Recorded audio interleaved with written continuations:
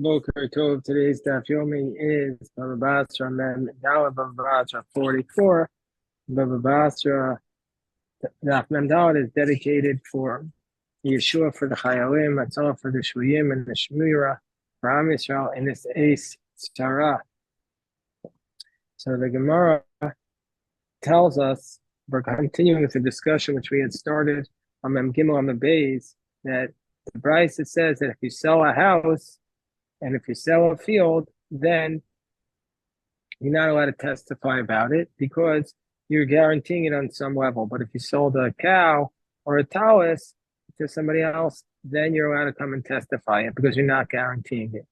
So Gemara wants to know, why do we make the distinction between a house versus a cow? Why don't we just say whether or not you're guaranteeing it? If you're not guaranteeing it, you can testify. If you are, you can't. So Rav Sheshes had said that the first case is talking about a case where Reuven had stolen the field from Shimon, and then Reuven sold it to Levi, and Yehuda had come and tried to make a complaint about it. And in that context, the Gemara tells us that Shimon is not allowed to testify about it from Levi because because he's trying to do that in order that he'll give it back, because that would make it easier for him to go and collect it from Reuven.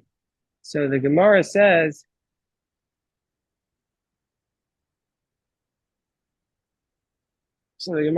why do we have to go through such a convoluted scenario where we have four people? Reuven sold from Shimon, and then Reuven sold it to Levi, and then Yehuda comes along and testify. And now on our daf from Memdalad Amad Aleph, we'll come up a Gazlan. So the Gemara asks the question, why don't we just establish that the Bryce is saying its case in a circumstance where Reuven stole the field from Shimon and he didn't sell it to anybody else. And then Yehuda comes along and claims it.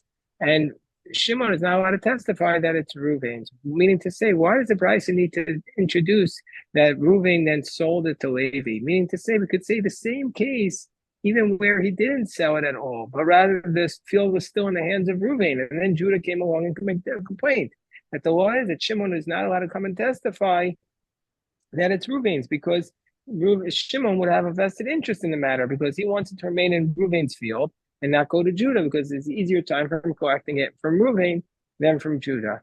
So the Gemara says, no, the reason why we don't do that is Mishum the Kabbalah Misnei Seifa, because we want to say the next cause. Yeah, by a field, it's true we could have come up with that scenario, which it would have worked.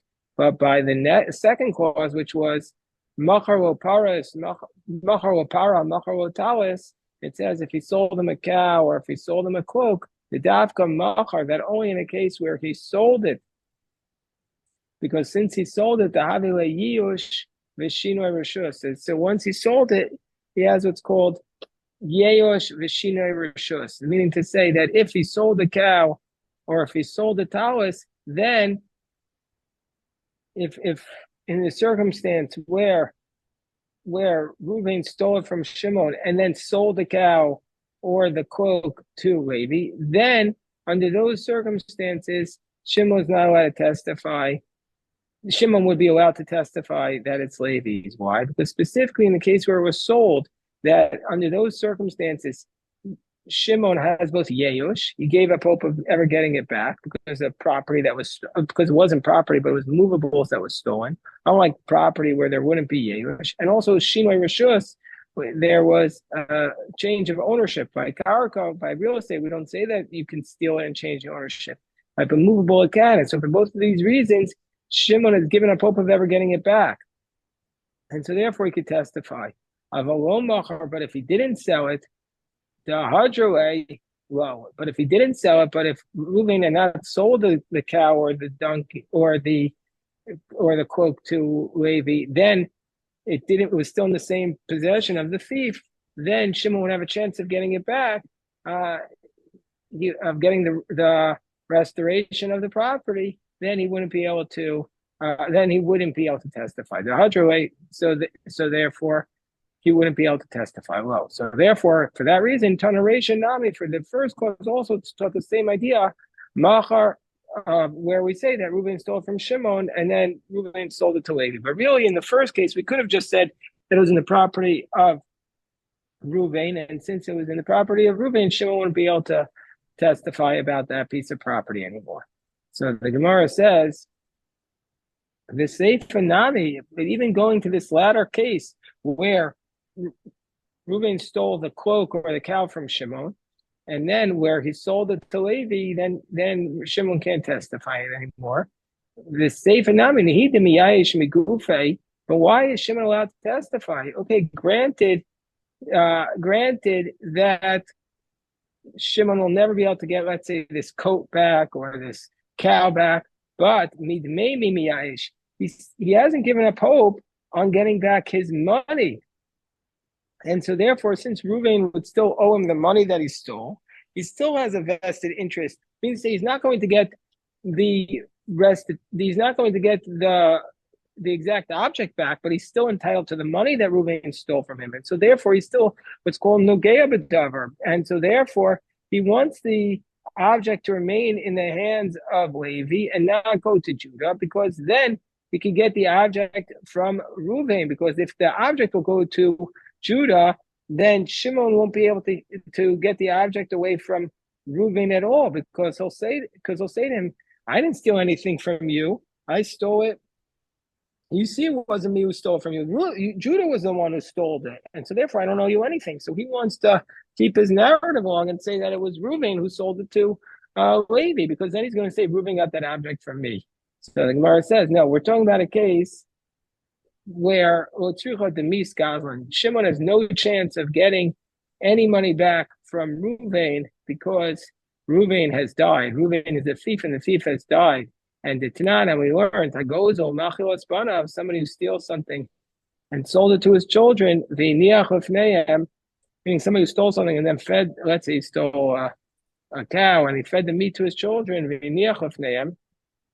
and he left it before them, and they ate it, and then he died, they don't have to pay.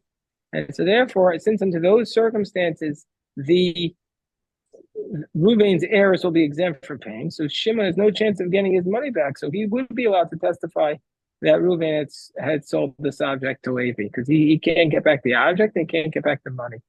So the Gemara says, "V'luk may be Yoresh." Well, now that we're establishing, we want to try to limit the case. Why don't we say that this case of where somebody stole something, Reuven stole something from Shimon and then sold it to Levi? Why do we have to say that the Brisa is referring to the case of where somebody stole it from somebody else? He stole the object and then sold it to the third party. Why can't we say that it's referring to an heir? Why can't we say that the Brisa is talking about a circumstance where somebody inherited it, meaning to say that somebody left the field in the hands of that?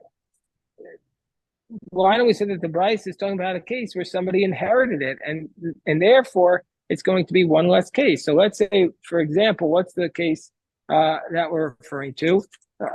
We're referring to, let's say, what does the Brisa need to say that it's talking about a case where somebody stole it and then sold it to somebody else, and then the robber died, and so therefore he can't come and collect it? We could also say this law also in a circumstance where the person didn't sell it at all, but rather what happened was Reuven stole it from Shimon, and then Reuven died and he left it to his heirs.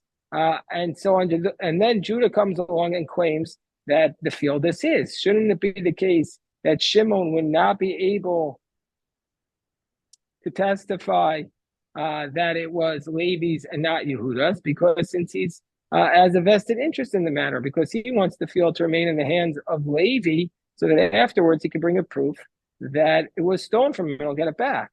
And if Yehuda will get, he'll have a much harder case. And so therefore we can also separate the Reisha from the Seifa. That in the case where it was an heir, he can't testify because he can get it back. But if it was a case where he stole a talus or a cow, and then Reuven died and left it to his son, then Shimon would be able to testify against Judah because he can't get it back. Because he can't get it from the heirs. And so why do we have to say it's a case of a theft? Why can't we say it's the case of an inheritance? And the Gemara says, it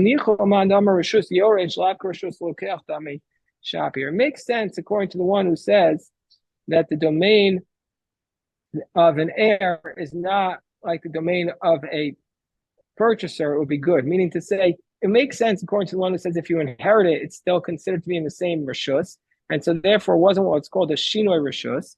And then the person who was robbed would be able to reclaim it because it's still in the same possession of the person who stole from him. But according to one who says if the person inherits, it's like the object changed possession. So then he should be able to testify. Shimon, who was robbed, should be able to testify that it is the property now of Levi. According to that approach, Ma'iko Maimer, why isn't that case included? But Od Kashalei Abai, and Abai has another difficulty with this. It says, it says that the distinction in the Brisa between the property where he can't testify because he's guaranteeing it, and versus the cow or the talus, which he can testify about because he's not guaranteeing it. But that's something that's the responsibility not of the purchaser, but of the seller. So it should say that the Brisa should have given the language of that because it will come back to him or not come back to him. That would be the more appropriate language. Not because he's responsible for it or not responsible. That would be the more appropriate language. So therefore, the Gemara is going to introduce another explanation of our Brisa. The Rabin Bar Shmuel. The Amar Rabin Bar Shmuel Meshmein Shmuel. Hamokar Sadol Chavero Shalo B'Achraya. So let's say somebody sells his field to his friend without guaranteeing it.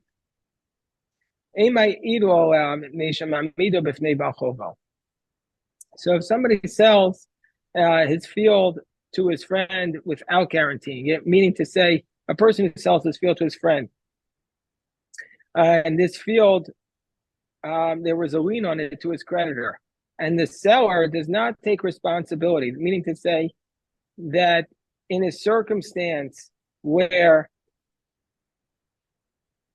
they'll come and take the property, then the seller will not have to reimburse the person. And then if the ma'arer, the person comes along and claims that it was his field, the seller is not allowed to come and testify that it's not the ma'arer's. Because from the fact that because when he testifies for the field, it's as though he's saying that this field will be able to be collected by his creditor, because its creditor is going to be able to collect it because there's a lien on it, because the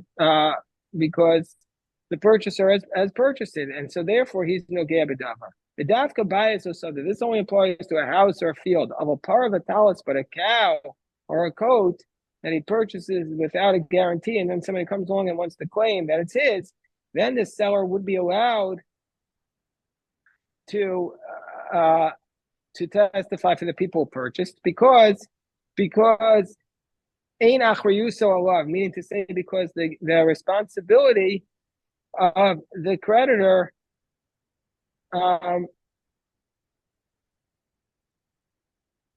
does not extend to the seller to collect it from the movables once he sold it to others, and so therefore he's not nogeh b'davar. And the Gemara says only by not only in a case bistama, we're talking about on top of 44b, not only in a case of bistama, meaning to say where he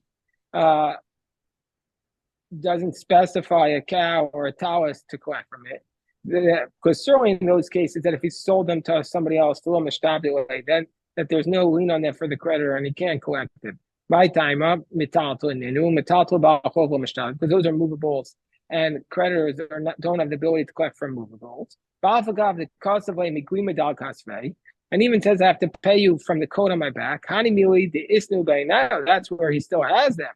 But where he sold them, well, then the person wouldn't be able to collect it.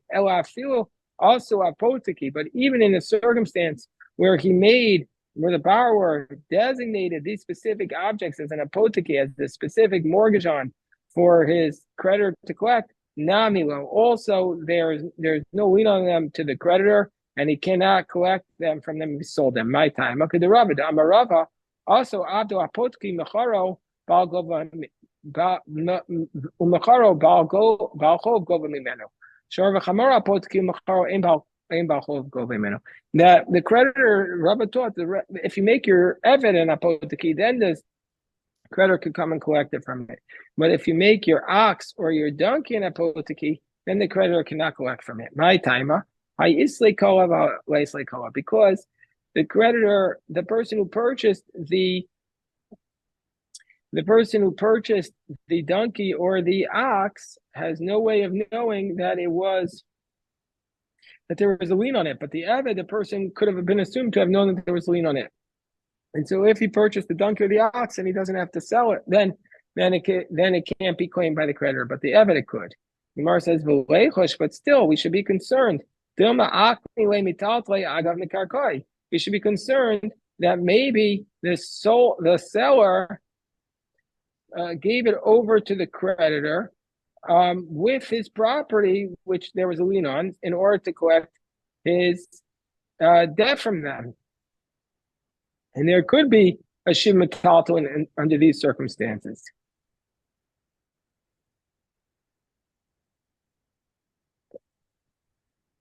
The Amaraba, if he really gave him his movables with his real estate, there was a lien on them, then there is a lien on the movables as well. Since there's a lien on the real estate, there would also be a lien on the movables. The cost of way, and that's only in a case where he writes the lokid asmachta, the lokid the story, that he has to write specifically this language, that it's not like an asmachta, and it's not like just like a tofe story, like a baseline document without any specifics. And Mar says, no. No, here what we're talking about is that he purchased the cow and immediately sold it to somebody else. And so therefore he could testify that nobody else, that he clearly didn't transfer this to a creditor. But still we have to be concerned that maybe we still should have to be concerned that maybe with the loan that he borrowed before he borrowed the money, he anyway made this kinyan. He says, I'll do it with any objects that I'm going to be in the future to acquire from today onward. So we see from here, Shmas Minai de Ikne, that we learn from here that even in a case where he writes to the borrower, where the borrower writes in the document that I'm going to give you all my objects that I'm going to acquire, that under those circumstances, even if he acquired it and then sold it, or acquired and then bequeathed it, it would not be bequeathed to the Baal. The Gemara says, so do you want to learn that from here? That's going to be a question later on. The Gemara says, no, we're not going to talk about that. We're talking about a case where the witnesses said, we understand about this person that he never had property. And so since he never had property, he wouldn't have been able to do such a transaction. Gemara says, but really, why? The seller should still be no gea b'davar. Why? Amar Papa, Afagav the Amar Rabbanan, Amocher Sadel Chaver Shlo Ba'achar Ba'achol V'Tarcha Tarfa Eno Chozer Alav Nimtza She'eno Shelo Chozer Alav. But didn't Rav Papa say, even though the rabbis taught that if somebody sold a field to his friend without a guarantee, and then the creditor comes and takes it, Eno Chozer Alav, then the purchaser cannot come to the seller to make the claim. But Nimtza She'eno Shelo, but if he discovers that the field was never his in the first place, then the purchaser could come along and make his claim and try to get his money back. Because when do we say that if there's no guarantee, the purchaser is out of luck? Because that's where he can't claim it was a mistaken sale.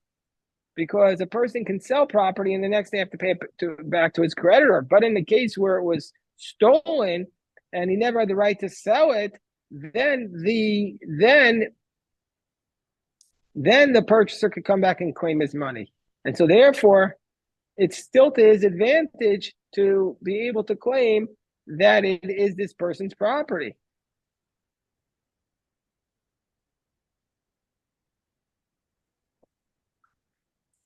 So therefore, in a case where he sold a cow or a coat and then somebody claims it's his, the person who sold it should still be considered Nogea Be'edus, because if the cow will go back to the Ma'arer, who will be claiming that it's his, if it was discovered that it was stolen by the seller, then the purchaser can go back to him and ask for his money. So the Gemara says, no, we recognize the circumstance that the purchaser recognizes that the cow is the daughter of the cow of the seller. And so therefore, and he admits this in front of witnesses, and he knows it's not stolen. And so therefore, he's totally aware of the ownership. Rav Zvid argues with Rav Papa. Rav Zvid says, the Amar Lo,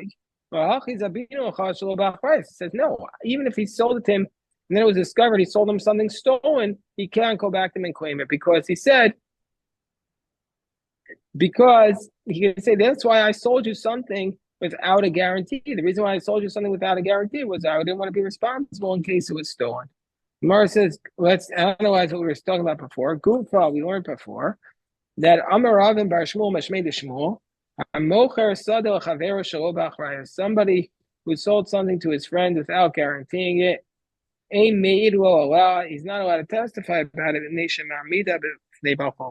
So if somebody sold this is the statement to Shmuel, that if somebody sold this field to his friend and he didn't put any guarantees on it, and then the person who's a Ma'arer comes along and claims, so basically Reuben sold this field to Shimon without a guarantee, and now Levi comes along and says to Shimon that it's my field, then Reuben cannot testify, no, it was Shimon's field, because since he's testifying that it's Shimon's, then it's like he's establishing the field for his creditor to collect from it, because then the creditor, if somebody owes him money, can go and collect that field, and so therefore it's to Reuben's advantage for the field to be in the property of Shimon, and so he has no geba. So the Gemara says, "Hechidami, what are we referring to? If Reuben has other fields, then the property will go. Then the Levi, who's the Ma'arer, will go straight to Reuben's other fields and collect it. If Reuben has no other fields, then what does he care? What does he care if Levi can collect the fields from Shimon or not? It's not going to affect Reuben. Reuben's either way not paying anything. Gemara says, okay,